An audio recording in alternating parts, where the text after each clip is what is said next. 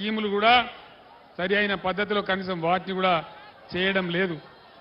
అన్నిటికంటే ముఖ్యమైన విషయం మెదక్లో నేను మీ అందరికి మనవి చేసేది, ముఖ్యమంత్రి జిల్లాలు తీసేస్తా అని చెప్తా ఉన్నాడు. దానిలో మెదక్ జిల్లా కూడా తీసేస్తా అంటున్నాడు. మెదక్ జిల్లా ఉండన్నా పోవన్నా? ఉండన్నా? మెదక్ జిల్లా ఉండన్నంటే మెదక్ పార్లమెంట్ అభ్యర్థిగా మన వెంకట్రామరెడ్డి గారు గెలవాలి. యుద్ధం చేద్దామా మెదక్ కోసం? ఆనాడు నేను చాలా ప్రేమతోని, నేను కూడా ఈ పాత జిల్లాలో పుట్టినవాడిని కాబట్టి, మెదక్లో ఎప్పటి నుంచో కోరిక ఉంది కాబట్టి మెదక్ జిల్లా కావాలని జిల్లా చేసుకున్నాం. ఇక్కడ మెడికల్ కాలేజీ తెచ్చుకున్నాం. బ్రహ్మాండంగా రామాయంపేట డివిజన్ చేసుకున్నాం. మీరు కోరిన కోరికలన్నీ చేసినాం. మీ మెదక్ వాళ్ళకు బాగా తెలుసు, ఇదే కాంగ్రెస్ రాజ్యంలో, టీడీపీ రాజ్యంలో మొత్తం మన గణపురం ఏ విధంగా నాశనం చేసినారో మీరందరూ కూడా బాధలు అనుభవించినారు. దాదాపు 150 కోట్లు పెట్టి గణపురం ఆనకట్ట మొత్తం బాగా చేసి, ఆనకట్ట ఎత్తు పెంచి బ్రహ్మాండంగా దాన్ని మీకు అనేక విధాలుగా అందించినాం. ఆనాడు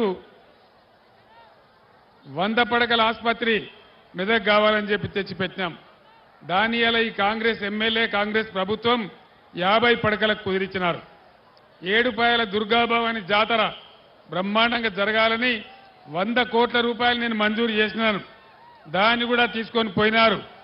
అదేవిధంగా మెదక్ మున్సిపాలిటీ అభివృద్ధి కోసం నేను 50 కోట్లు మంజూరు చేస్తే దాన్ని కూడా రద్దు చేసినారు, దాన్ని కూడా తీసేసినారు. రామాయంపేట మున్సిపాలిటీ కోసం 25 కోట్ల రూపాయలు నేను మంజూరు చేస్తే దాన్ని కూడా ముంచేసి ఈరోజు దాన్ని కూడా వాపసు తీసుకొని పోతా ఉన్నారు.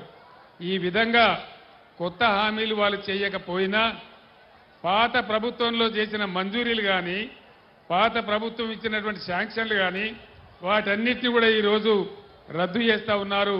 మీరందరూ గమనించాలని చెప్పి నేను కోరుతా ఉన్నా. ఈ విషయాలన్నీ మీకు ఇప్పటికే వీళ్ళందరూ చెప్తుంటారు, కానీ మళ్ళొక్కసారి చెప్పడం నా బాధ్యత అని నేను మీకు మనవి చేస్తా ఉన్నా. ఇక నరేంద్ర మోడీ బీజేపీ ప్రభుత్వం 10 ఏళ్ల కింద అధికారంలోకి వస్తే ఒక 150 హామీలు ఇచ్చినాడు ఆయన. 150 ఒక్కటన్నా అమలు జరిగిందా? సబ్కా సాత్ సబ్కా వికాస్ జరిగిందా? ఇంటికి 15 లక్షలు ఇస్తామన్నారు, వచ్చినాయా? వచ్చే దినన్నారు, వచ్చిందా? రైతుల ఇన్కమ్ డబల్ చేస్తామన్నారు, జరిగిందా? అంటే ఏమి జరగలే. నరేంద్ర మోడీ బీజేపీ పార్టీ వాటి గ్యాస్ చెప్తారు తప్ప ఏమి చెప్పరు.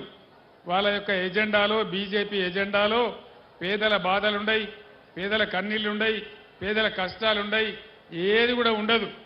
మన ముఖ్యమంత్రి రేవంత్ రెడ్డి 2000 రూపాయల పెన్షన్ ఇస్తే మీకు 4000 రూపాయలు ఇస్తామన్నారు. 4000 రూపాయలు వస్తున్నాయా? వస్తలేవా? ఇక్కడ మెదక్లు వచ్చినాయట కదా, ఏం మీరు అబద్ధం చెప్తున్నారు? ఇవ్వలకు కూడా రాలేదా? రాలే. అదేవిధంగా ఇంకా చాలా మాటలు చెప్పినారు.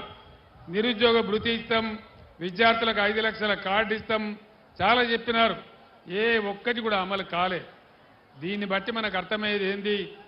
ఖచ్చితంగా ఎట్టి పరిస్థితులలో ప్రజలను మోసం చేసి గద్దెకెక్కి మళ్ళా మోసం చేసే పరిస్థితి చేస్తూ ఉన్నారు.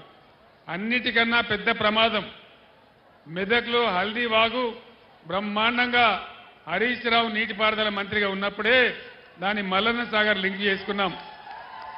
హల్దీ వాగు మీద బోలెడన్ని చెక్ డ్యాములు కట్టుకున్నాం. కాళేశ్వరం నీళ్లతో దానికి లింకు కలుపుకున్నాం. ఎప్పుడు కూడా మంజీరా నది ఎండిపోకుండా, హల్దీ వాగు ఎండిపోకుండా మీ పొలాలు పండేటట్టు చేసుకున్నాం. మీ అందరు నేను ఒకటే మాట ప్రార్థిస్తా ఉన్నా, దాన్నంతా కూడా మునుగొట్టే ప్రయత్నం చేస్తూ ఉన్నారు. తప్పకుండా దాన్ని కాపాడాలి. నరేంద్ర మోడీ ఏమో గోదావరి నదిని తీసుకుపోయి తమిళనాడుకు అప్పచెప్తా అని చెప్తా ఉన్నాడు. కృష్ణా నదిని ఆల్రెడీ తీసుకుపోయి కేఆర్ఎంపీకి అప్పచెప్పినారు. మన నదుల నీళ్లు కాపాడుకోవాలన్నా, మన రాష్ట్ర భవిష్యత్తు కాపాడుకోవాలన్నా, ఈ కాంగ్రెస్ గ్యారంటీలు అమలు చేయించాలన్నా, మన యొక్క తెలంగాణ ఆత్మగౌరవం కాపాడుకోవాలన్నా ఖచ్చితంగా ఇవాళ బీఆర్ఎస్ అభ్యర్థులే గెలవాల్సిన అవసరం ఉంది. అది నాకంటే ఎక్కువ మీకు తెలుసు. 9 ఏళ్ల పాటు నేను ఒక్క నిమిషం కూడా కరెంటు పోకుండా మన రైతాంగానికి 24 గంటల కరెంట్ ఇచ్చినాం. ఇలా ఎందుకు కరెంటు కోతలు వస్తూ ఉన్నాయి? దేనికోసం వస్తూ ఉంది? వీళ్ళు కొత్తగా చేయాల్సిందేం లేదు, వీళ్ళు గడ్డపారబడి తవ్వేదేం లేదు. ఇచ్చిన కరెంటు కూడా ఇచ్చే చేతగాని అసమర్థ ప్రభుత్వం ఉన్నది. మిషన్ భగీరథ మంచినీళ్లు ఎంత బ్రహ్మాండంగా పట్టణాలలో ₹1 తీసుకొని నల్లా కనెక్షన్ ఇచ్చి, గ్రామాలలో అయితే రూపాయి కూడా లేకుండా మీకు అందరికీ అన్ని ఇళ్లలో నల్లాలు పెట్టించి ఎంత మంచిగా మంచినీళ్ళు వచ్చినాయి, ఎంత బ్రహ్మాండంగా వచ్చినాయి. మరి ఈ రోజు ఆ నీళ్ళు ఎక్కడికి పోయినాయి? ఏమైనా ఎందుకు మాయమైతా ఉన్నాయి? ఇచ్చిన కరెంటు రాదు, మంచినీళ్లు రావు, సాగునీళ్లు రావు, పంటలు పండితే పండించుకునే పరిస్థితి లేదు. వరి పంటకు 500 బోనస్ వచ్చిందా? బోనస్ బోగసేనా? కనీసం మద్దతు ధర వస్తుందా? తడిసిన ధాన్యం కొంటున్నారా? అన్ని రకాలుగా రైతులకు ఒక శాపం లాగా ఈ కాంగ్రెస్ పార్టీ తయారైంది. రైతుల పాలిటి శాపంగా రైతు బంధు రాదు, కరెంటు రాదు, సాగునీళ్లు రావు, పండించిన వడ్లకు ధాన్యం ధర రాదు. మరి ఏం చేస్తున్నట్టు ప్రభుత్వం? ఎవరి కోసం పనిచేస్తున్నట్టు? దయచేసి ఆలోచించాలని నేను కోరుతా ఉన్నా.